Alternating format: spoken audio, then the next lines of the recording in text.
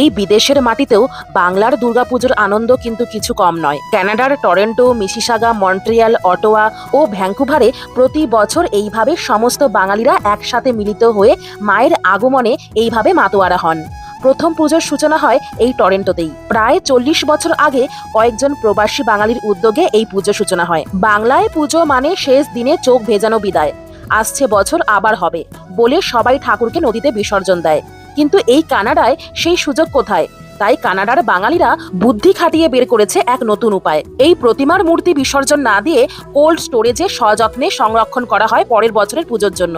অনেক বাঙালি পুজো কমিটি আবার এখানে স্থায়ী ধাতব বা ফাইবারের মূর্তিও ব্যবহার করে, যা পুনরায় সাজিয়ে পরের বছর স্থাপন করা হয়। এতে পরিবেশও বাঁচে, খরচও কমে, আর মা দুর্গাও থাকেন আমাদের সাথেই সারা বছর। এখানে ঠান্ডা আবহাওয়ায় ঢাকের শব্দ, ধূপের গন্ধ আর খিচুড়ির ভোগ যেন ফিরিয়ে আনে সেই বাংলার পুজোর স্বাদ।